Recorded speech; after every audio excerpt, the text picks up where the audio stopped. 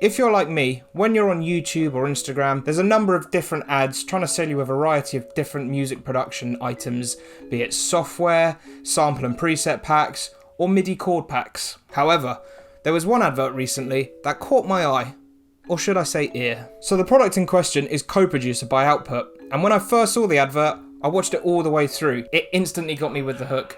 It was like the ad had been made for me, as I'd actually cancelled my Splice subscription a few months ago. About to resubscribe to, but why? I'm presuming that's what the censored word was, and I've recently been considering a replacement. This hook was obviously followed by a bunch of clips with people saying how great Co-Producer was and how quickly it could get results. That was 2 clicks. Oh! I think I'm gonna use it all the time, honestly. I would recommend this to any producer at any level. This is a must-have. So, it's clearly been well marketed, and as a jump-up drum and bass producer, I often find that the intros are the barriers between a song being finished and it's sitting on the hard drive rotting forever. So in theory, Co-Producer should be the ideal solution, right? Well, one thing I did notice in a lot of the marketing and content for Co-Producer was that the music often sounded like this. Or this. Whereas in contrast, the jump-up drum and bass music that I make sounds more like this. Take your time, let's move on.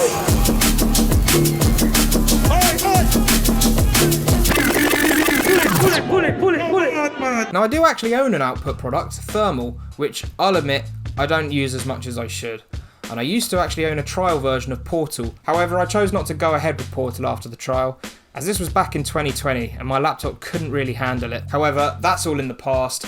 I've replaced my old laptop and I'm looking to see if Co-Producer is any good for me.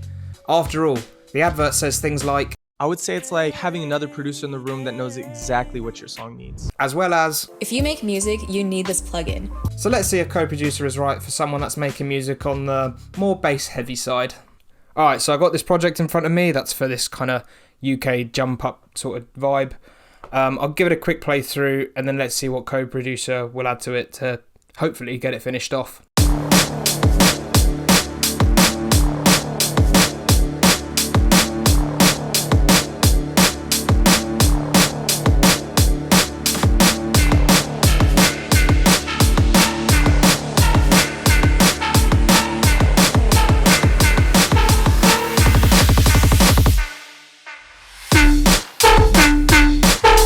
Okay, so you get the idea. The intros I tend to like are the kind of like noir film sample ones, or like movies from like the 80s, not the 80s, the 50s, the 60s, maybe the 80s actually. But anyway, it's the sort of intros made by the likes of DJ Hazard or New Elements.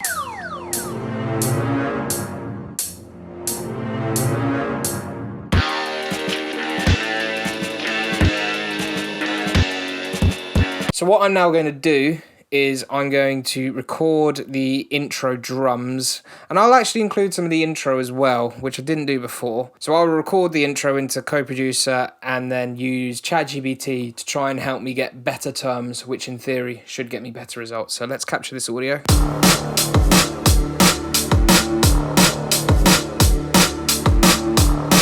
Okay, so now I'm going to go to ChatGPT and see if it can generate me a prompt which should get me what I'm wanting. Movie intro. Okay, I think that might be a good shout actually. Let's give that a go. Movie intro. Find samples. Nope.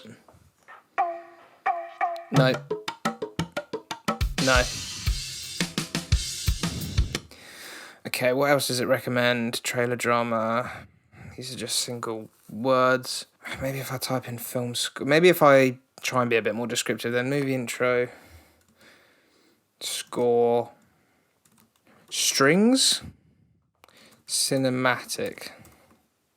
Let's see if that helps.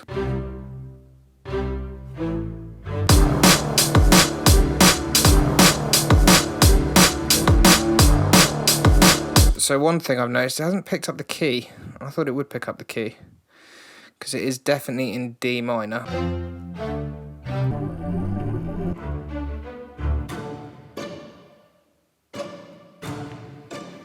That might work. What's this over here though?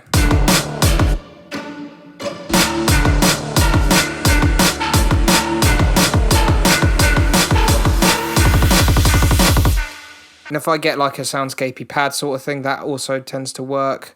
So it's not found exactly what I'm looking for, but to be honest with you, I think what I'm looking for is quite specific. So if I type in scary soundscape, I think that could work with the intro.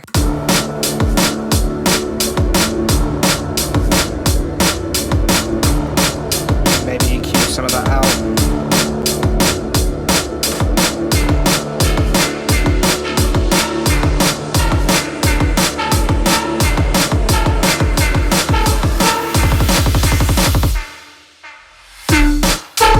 Okay, so yeah, I mean, it is adding something to the tune. Granted, it wasn't exactly what I was wanting, but it is giving me something I can work with, which is good. What else, finally? Scary background.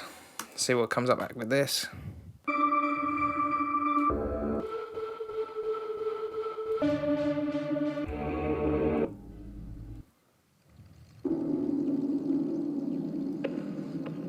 That might work.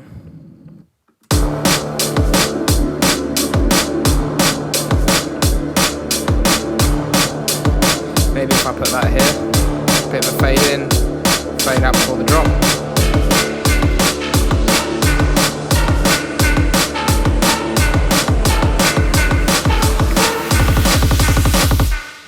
Okay, so one thing that's definitely missing from this intro is something to go before the drop. Now, I like a little vocal before the drop, so vocal shout type thing that will happen right before the tune drops. That's quite descriptive. I don't know if the AI will like that description, but let's find out. Drop it down low. Put it back. Lights are in the air. I mean, maybe. It's a bit cringy, I think, but it would fit what I've asked for, I suppose. Put it back. Lights are in the air. Put it back. Lights are in the air. Okay, so it's not the worst. Check this out. So I blaze it up. Put your hands up. Welcome to the freak show. Check this out. Check this out. Check this out. And if I didn't want to have a vocal, maybe I could have a drum fill. So drum fill exciting. Just throw in a buzzword.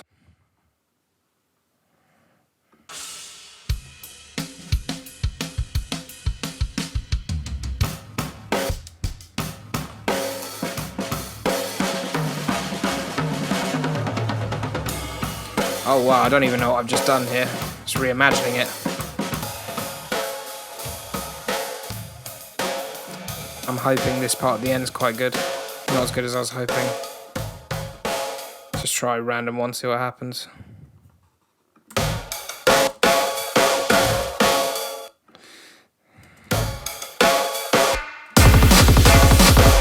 Check this out. Check this out. Okay, so it's not perfect, but it would do the job. I guess to finish, we should go back to the beginning. Do you remember that advert from the start, which seemed to take a swipe at Splice? I was about to resubscribe to but why? Well, that quote is the reason that this video exists. But here's the problem with that quote. Splice offers a lot more for underground genres than Co-Producer does. In my last video, I tried to make a variety of different drum and bass genres, yet Co-Producer couldn't even start the vibe for the jungle track, let alone match it. Not to mention that some of the packs on Co-Producer catering to the underground have been on Splice for years. And Splice have put out packs from names such as Noisia, Mark Knight, Travis Barker and Kashmir.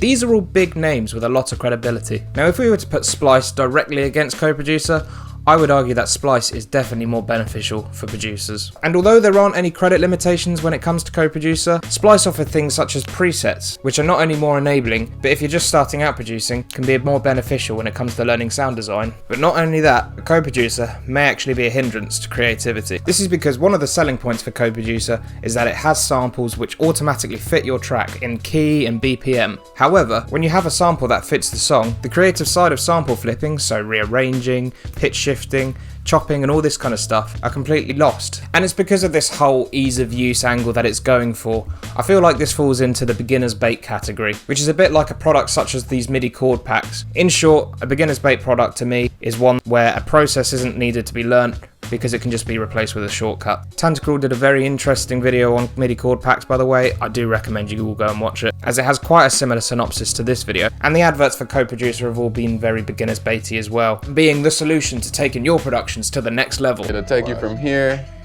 to here. You can hear it in the quotes such as, In the fact that I don't have to go to another place and look for a sample. I mean, not needing to leave your door for samples isn't exactly anything new. I mean, I've got my Splice samples set up in Ableton so that I'd never need to open the Splice app again. And other quotes such as, Too many great producers spend hours clicking through snares.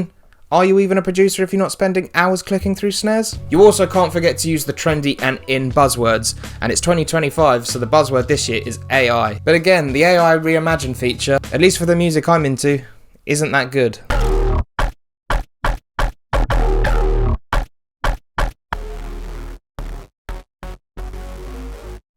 Or at least to me, I don't think that sounds that good. So to round this video off, do I think this is a bad plugin?